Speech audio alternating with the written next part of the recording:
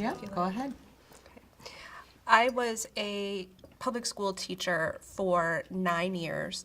Most of that was done in a fourth grade classroom. It was an inclusive setting, so I worked with a special education teacher. I was also a certified special education teacher. And between the two of us and the 4 New York State teaching certificates between us, we did not know how to take our fourth graders who came to us as non-readers or very poor readers and make them into better readers or readers at all. And we tried, right? We accessed what was available to us, whether that be professional literature or other folks who worked in the school district, things that were popular at the time. We went and saw the top speakers and bought the top products and bought into the most popular approaches and methods. And I spent tons of my own money on leveled books so that I could do leveled reading groups, and kids still weren't learning how to read.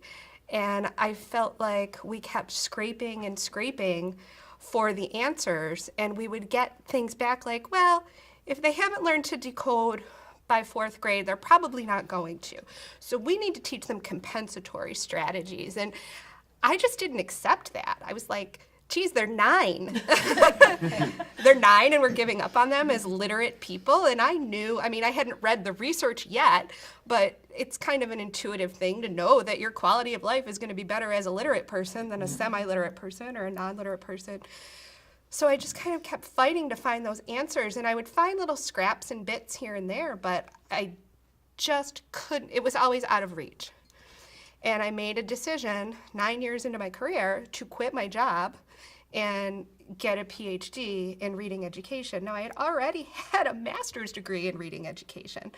So I asked myself, how was it that I could be certified to teach kindergarten through 6th grade, general education elementary, kindergarten through 12th grade special education, kindergarten through 12th grade reading specialist, and I still did not know how to pluck a non-reader up and make them into a reader.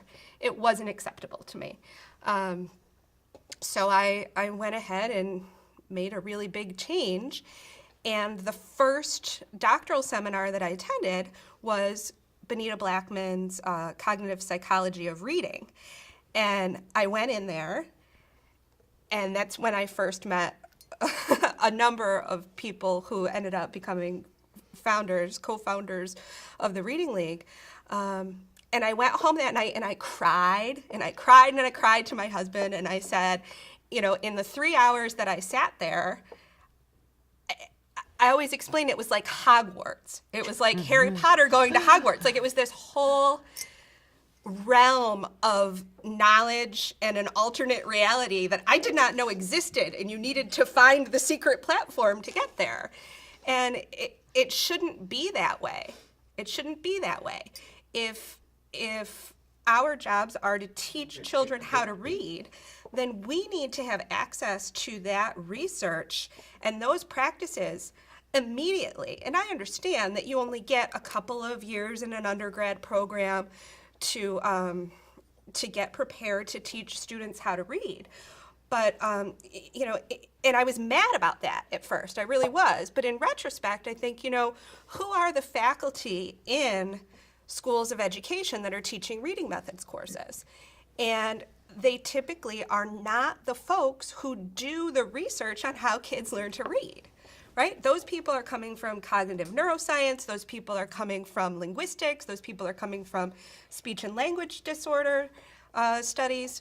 And so the type of folks that are teaching the methods course, their special areas are in international, global, and multicultural children's literature or adolescent composition, which are fabulous things. But taking those classes is not going to help you as a teacher teach a non-reader how to read. That information, that huge body of knowledge that has accumulated over the last 40 plus years needs to be tapped into by our very young teachers when they're learning to be teachers, so that when they get out there into the workforce and into the schools, they have a way to say, okay, I know how to help this kid become a reader or a better reader. So that first night in Benita Blackman's Cognitive Psych of Reading seminar, I met Maria Murray, I met Chris Munger. We were both sitting at the table, and we were talking about what our understandings were of how reading works and all that. And I was like, well, there's these 3 cueing systems. There's the graphophonic, there's the semantic, there's the syntactic.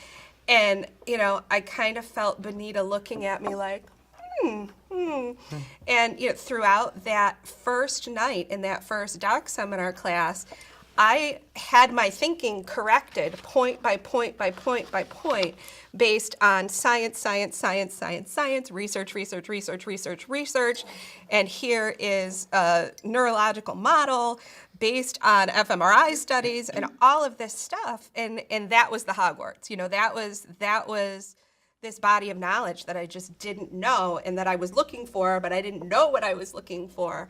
And it fast forward 10 years or so, Maria Murray and Chris Munger had become important friends and colleagues. We were all working in different places, but all working toward the same mission. And that's sort of how the Reading League began, is the 3 of us and a few others started talking about how there's something clogging the pipelines between the research about how kids learn to read and about our struggling readers, and that knowledge getting to the teachers who need it. And when you start talking to folks about that who are out of the field, they'll say, well, don't colleges do that? Like, what does the Reading League do? Don't colleges prepare teachers to teach kids how to read? We say, well, yes, to a degree, but we're always learning. And you can't learn all of this knowledge just in your methods courses. And then they'll say, well, don't school districts provide professional development days? Isn't that why I have to get a babysitter for my kid a few times a year?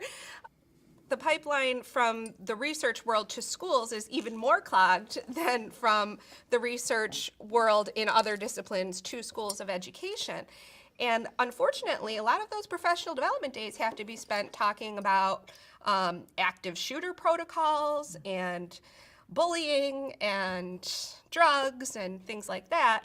And we don't always get to the nitty-gritty of how to be better teachers of reading. So that's the need that the Reading League tries to fill. What we want to do is make all of that really valuable knowledge accessible to teachers in a way that they can leverage it to increase the literacy achievement of their students.